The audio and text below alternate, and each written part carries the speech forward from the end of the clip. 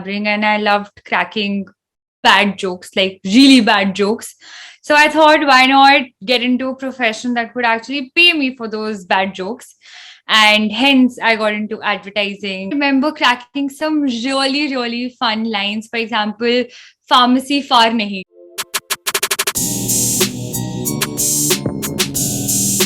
Do you ever watch an ad and think, who writes these ads or how are these ads made? Welcome back to the channel. I hope you're doing absolutely fine. Today I'm with the creative content lead of Goldilocks, Gauri Makkar. She's a copywriter, a creator, a storyteller, and so much more. She's going to take us into the world of copywriting and advertising. Hi Gauri, welcome to my channel. Hi. So after giving a wonderful introduction to you, please let me start by asking you, what is the role of a copywriter in advertising? Wow. The role is simply, there is no role. It's anything and everything that you want to do. It's just funny. I never intended to be a copywriter. I just loved talking. I just loved blabbering and I loved cracking bad jokes, like really bad jokes. So I thought, why not get into a profession that would actually pay me for those bad jokes? And hence, I got into advertising. And then I always had like a love for writing. And yeah, it just happened. So you don't really need to be prepared, or you don't need like a specific degree to be like a copywriter. If you think you want to write, you want to express, go for it, man. So yeah. So the role is pretty simple, like from writing a simple newspaper ad to writing radio jingles to writing films and characters and social media posts, content, anything which is content is a copywriter's job. So yes, to answer your question, this is what a copywriter's role is: ideating, writing, creating. Amazing. So can you take us to the process of creating a script for an ad, or how does it go about from the beginning? So I think why I love advertising so much is because there's nothing methodical to it. There is nothing technical to it. It's a very, very, organic process. So it kind of starts with a client coming to us with a brief, which is stating a specific problem. It could be about their sales problem, their awareness problem, or their publicity problem, anything. So they come with a problem. We do a lot of research about that particular service or product and what the consumers feel about that particular brand or particular product or service. We do an extensive research, consumer research about it, and the insights, the findings that we actually get from that research, we use that. And then we have creative strategy planners who come up with different creative spaces for us to play in. And once we get those spaces, the sky is open for anything. Like personally, there is no specific method that I follow. The insight is there. I do research a lot. I also study. I go through a lot of competition. What other brands are doing? What other products and services? How they're performing in this category? That happens.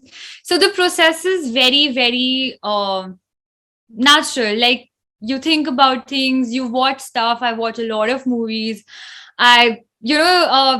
It's amazing how you can spend like an entire day on Instagram or Facebook doing nothing, just scrolling through things, but then you get an idea from somebody's post, somebody's caption.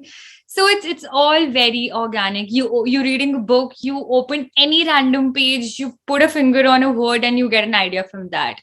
Or you just have like a whiteboard in front of you, you keep scribbling things, and things just come.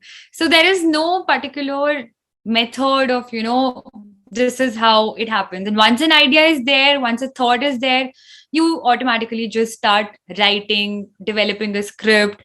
And script writing is also very basic. Like, you've got an idea, you've got a character, it's simple storytelling. A person who is there somewhere in the rural part of India to a person who is in the urbanmost part of India, depends on what the thing you're writing for. But whatever your target audience is, understand your target audience maximum as much as you can, and then basis that just build characters and just write like a simple story, like how you would be explaining it to a child.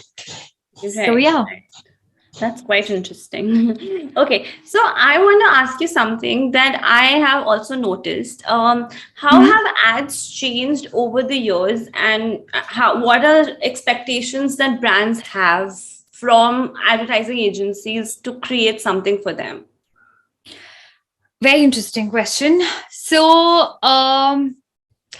firstly, the formats have changed a lot. Like earlier, there used to be long format content where like a 30-seconder or a 45-seconder and all of that. But today's day and age, consumers have this much retention span, like legit a 5-second retention span. So unless and until you're short, you're crisp, you are to the point in the very first second, be it like visually. So initially, the long copy thingy, like flowy writing and long copy used to be the trend. Actually, copywriters like Neil French, who came in, the god of copywriting. So, long copy is what we've all, grown up studying.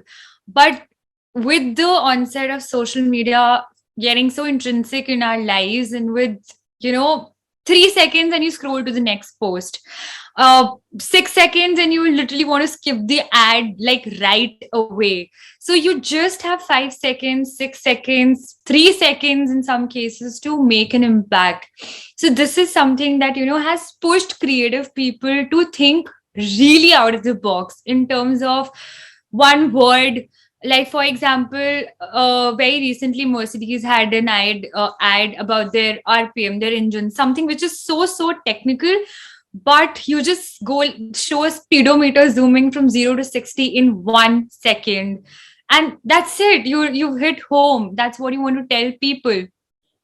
It all has to boil down to how you can capture the audience's interest, attention in the first 2 seconds.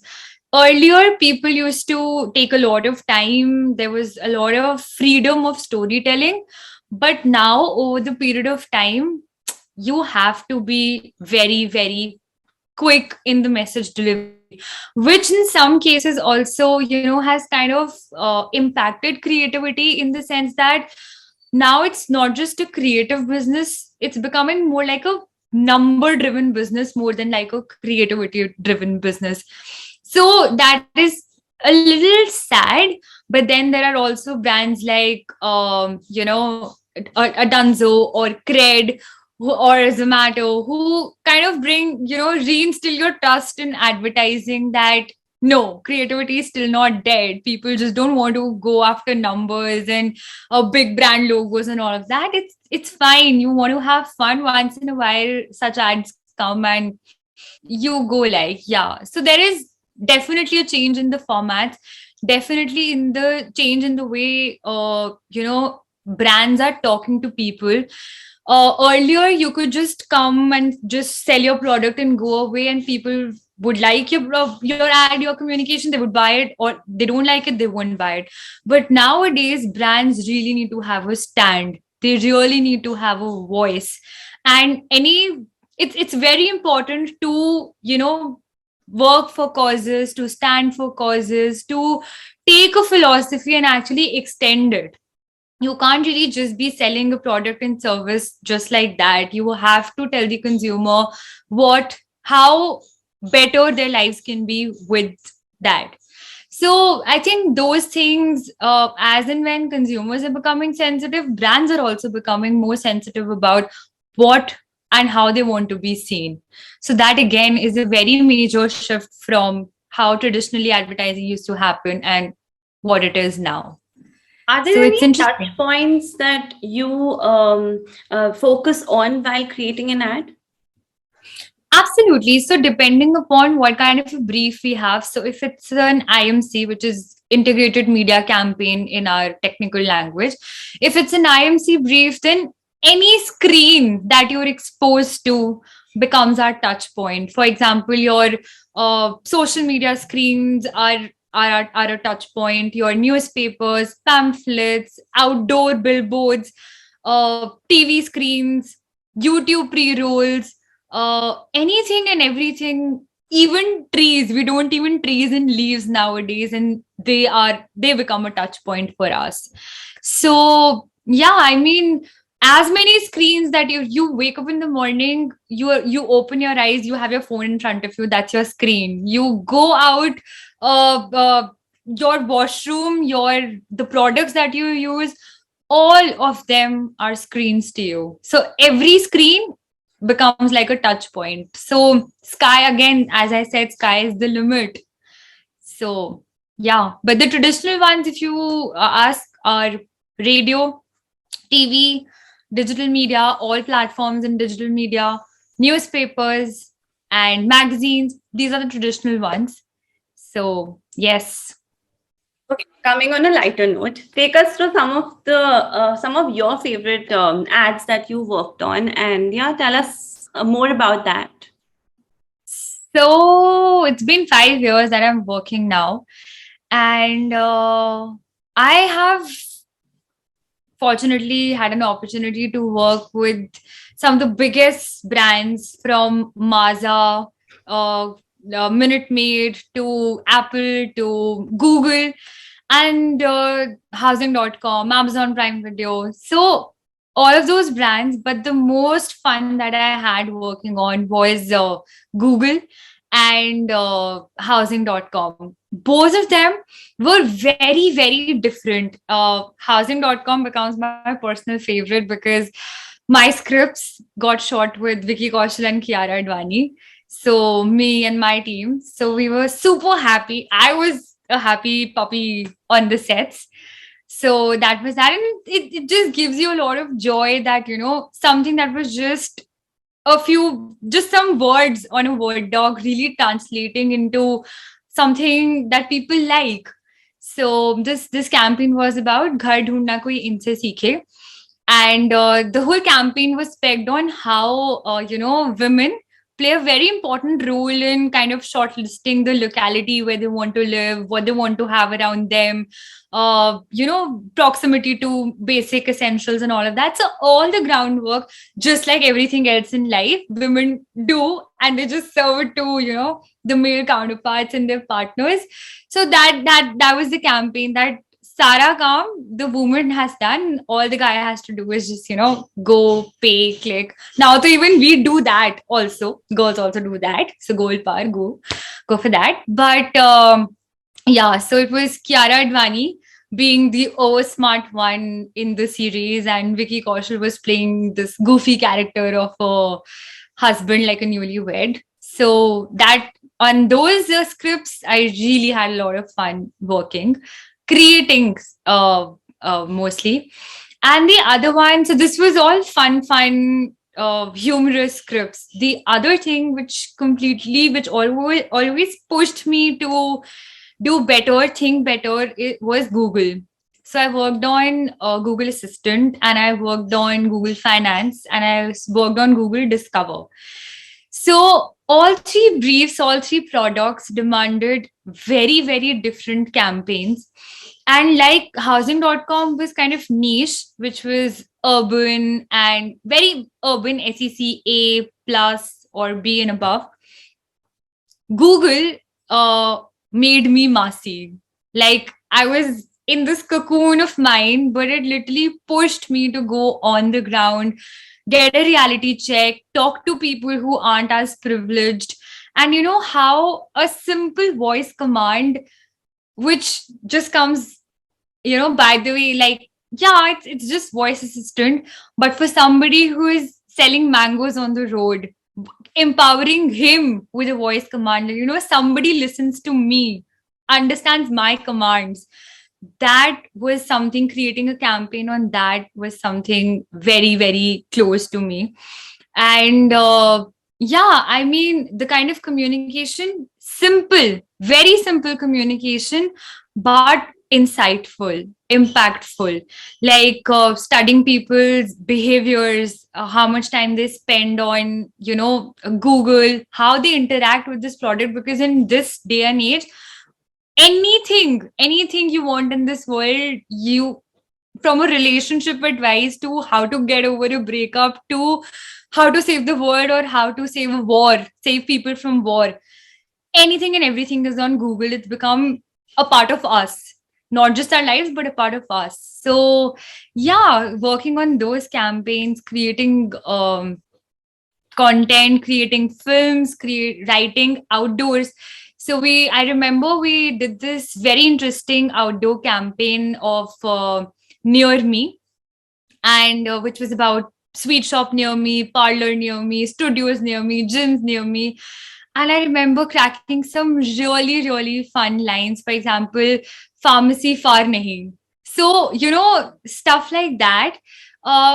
When you just think that ye to stupid sa pun tha, but it actually got slapped across cities. So these are little joys that us as creative people get. We are paid peanuts, which is not hidden from anybody. But why people still want to get into this is just purely for the love of creating. So, yeah, I mean, once you see that thing out there and you actually see people reacting to it, liking it, even if it's disliking, you get a reaction out of people. And that is something that's all worth it at the end of the day. I So, also yeah. believe that if copywriting, if one ad has this one line that stays with you, I think that's a hit. So that's something that, Absolutely. yeah, yeah, Absolutely. yeah, yeah. Absolutely. I mean, something so iconic as "Aaj kuch tufani karte hai." I mean, people think thumbs up till date. The line has changed. Everything's changed. Taste the thunder. It came, it went. But you think thumbs up and "Aaj kuch tufani karte hai." For me, it's So, utterly butterly delicious. Amul. absolutely, Amul. Yeah, Absolutely. yeah, yeah. कुछ मीठा हो जाए, Cadbury, the most iconic things. So we've grown up, kind of seeing such iconic work. So every day as a copywriter, we keep striving कि कुछ तो ऐसा एक बार कमाल हो जाए जिंदगी में. And people remember you with they might not remember you, but if they remember the line, you've hit home.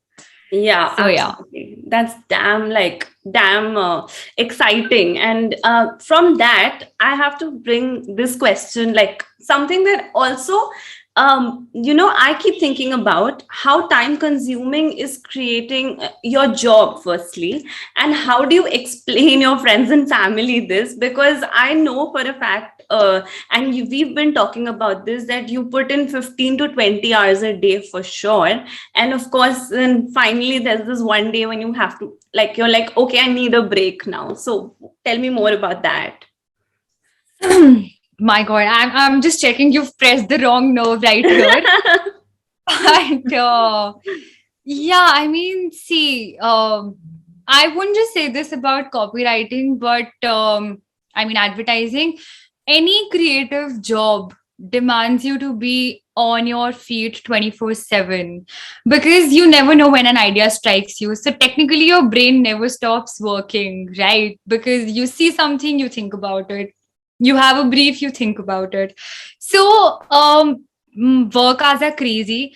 I am literally glad. I am thankful that I still have friends because any industry senior that I talk to and I share something with them, and the first question they ask me is, "Do you still have friends?" And I'm like, "What am I doing wrong if I still have friends being in advertising?" But glad, I think I'm blessed with some really, really good friends who understand, and very supportive family. And I honestly, truly believe that I would not have been able to be where I am today. I would never have been able to reach to a place where I can call myself as a creative content lead. Had my friends and family not supported me, because my work hours are crazy. I mean, I have no work hours. If it's a 9 to 5 job, you reach office at 9 and you come back home by 5, and that's it. Your day is done. For me, my day can start as early as 8 a.m. and end next morning 8 a.m., or it could just start at 12 and get finished at 4. There are no working hours. So yeah, and there have been times where two days at a stretch I've been in the office when like pre-COVID times. So it's crazy. There are no working hours to it. So unless and until you actually love it, I would suggest don't get into it. I mean, I'm not discouraging, but unless and until you are willing to give up a lot of your personal time and space for that one creative that comes from you, if that is sufficient enough, if that's a kick enough to keep you in this business, you're home. Otherwise, it's very difficult. Having a work life balance, being in advertising, I wouldn't say it's not possible at all. It is, if you have understanding seniors and if you have a great team to work with. Absolutely nothing is impossible, but it's definitely difficult. So, yeah. Yes, on that wonderful note, I will end this amazing podcast. Thank you very much for your time and all the insights into our favorite ads. And I hope to see you in person very soon, like I always say. Absolutely.